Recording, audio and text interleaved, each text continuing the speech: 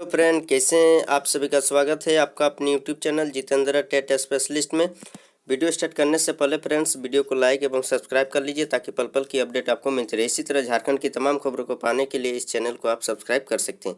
तो चलिए फ्रेंड, आज की ताज़ा खबर बताते हैं कि इंटर के नतीजे आज जारी होंगे, यानी कि झारखंड का जैक इंटर का रिजल्ट आज जारी होंगे। Jharkhand academic council JAC inter का रिजल्ट शुक्रवार को ऑनलाइन जारी होगा। शिक्षा मंत्री जगन्नाथ महतो दिन की 1 बजे रिजल्ट जारी करेंगे। रिजल्ट जारी होने पर इसे जैक की वेबसाइट पर जाकर देखा जा सकेगा।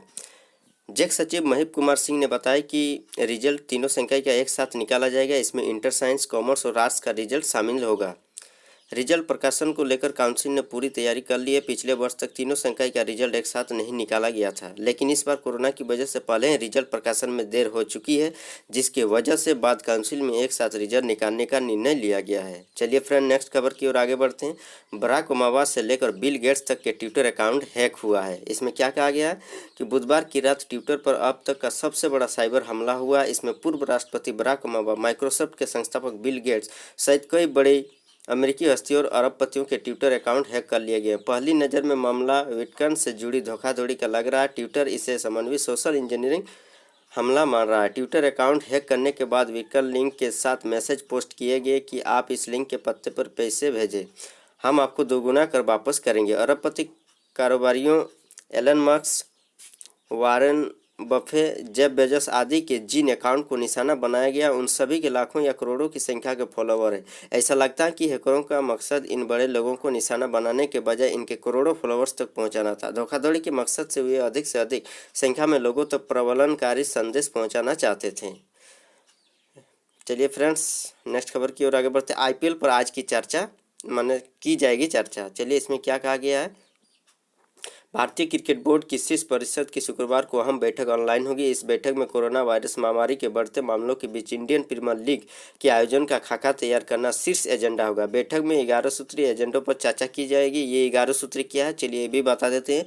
IPL का आयोजन, नंबर 2 में घरेलू क्रिकेट कार्यक्रम, 3 इंग्लैंड के खिलाफ घरेलू सीरीज फरवरी 2021 के लिए तय करना, 4 नंबर भारत में T20 विश्व कप की मेजबानी के लिए अनिवार्य कर छूट प्रमाण पत्र को मंजूरी, 5वां नंबर बेंगलुरु में राष्ट्रीय क्रिकेट अकादमी में सुविधाओं का विस्तार, 6 नंबर BCCI और IPL के डिजिटल प्लेटफॉर्म के अनुबंध में विस्तार को लेकर बातचीत, 7 नंबर बिहार क्रिकेट संघ में प्रशासनिक गड़बड़ी को लेकर चर्चा, नंबर 8 BCCI में नए स्टाफ की नियुक्ति पर मुहर। उसके बाद 9 नंबर में राहुल जौहरी के इस्तीफे के बाद नए CEO की नियुक्ति की प्रक्रिया। नंबर 10 पूर्वोत्तर राज्यों को वित्तीय भुगतान करने का फैसला। IPL सबसे अहम, इस बैठक में IPL का आयोजन सबसे अहम मुद्दा होगा। 29 मार्च को आयोजित होने वाला IPL का 13वां सत्र कोरोना के कारण स्थगित है। BCCI सितंबर से नवंबर के शुरू तक लीग के आयोजन की संभावना तलाश रहा। विदेश में भी लीग की संभावना तलाशी जा रही है, लेकिन कहीं अभी तक मिला नहीं है। BCCI के एक वरिष्ठ अधिकारी ने बताया कि बेशक सभी विकल्पों पर विचार किए जाने की जरूरत है। हालांकि पहला विकल्प भारत है, लेकिन आपको नहीं पता कि स्थिति कैसी रहेगी। बेशक UAE और श्रीलंका भी है, लेकिन IPL में विदेश में आयोजन से खर्चा बढ़ेगा, इसी कारण विदेश में नहीं कराना चाहते हैं और चर्चा आज होगी। चलिए नेक्स्ट खबर की ओर आगे बढ़ते हैं। और प्रशिक्षित पारा शिक्षकों को ट्रेनिंग का मौका मिले। इसमें क्या कहा गया कि राज्य के 3500 प्रशिक्षित पारा शिक्षकों को प्रशिक्षण के लिए एक और मौका देने का अपील शिक्षा मंत्री जगन्नाथ महतो ने केंद्र से की है। गुरुवार को उन्होंने केंद्रीय मानव संसाधन मंत्री डॉक्टर रमेश पोखरियाल निशंक को फिर से पत्र लिखकर अप्रशिक्षित पारा शिक्षक को प्रशिक्षित करने का अनुरोध किया है। उन्होंने कहा कि इस मामले को लेकर पिछली सरकार के तत्कालीन मुख्यमंत्री समेत उन्होंने भी मानव संसाधन मंत्रालय से अपील की है, लेकिन केंद्र सरकार की ओर से अब तक इस संबंध में कोई सूचना नहीं मिली है।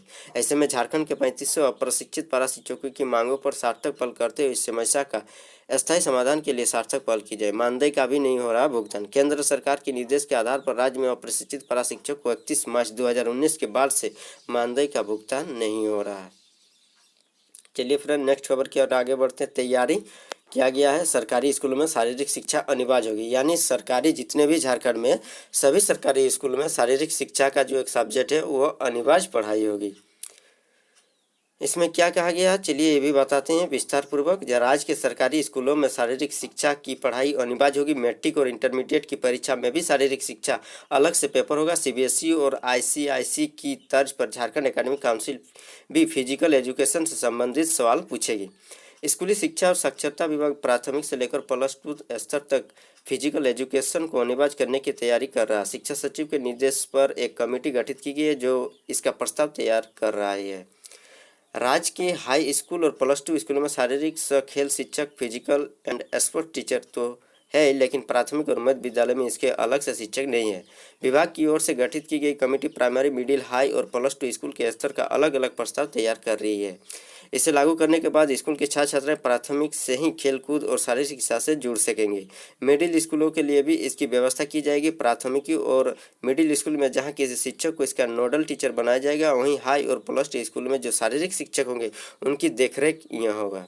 दूसरे बोर्ड राज्यों का हो रहा आवेदन CBSE, ICSE और दूसरे जो शारीरिक और खेलकूद की शिक्षा को लेकर किए जा रहे काम का भी विभागीय टीम अध्ययन कर रही है। CBSE और ICSE में 10वीं 12वीं में इसके अनिवार्य पेपर होते हैं। परीक्षा में थ्योरी पेपर के साथ साथ प्रैक्टिकल भी होता है। बस इतनी जानकारी फ्रेंड्स। नेक्स्ट वीडियो में फिर से मिलते हैं, तब तक के लिए धन्यवाद। वीडियो अच्छा लगे तो शेयर जरूर कीजिएगा।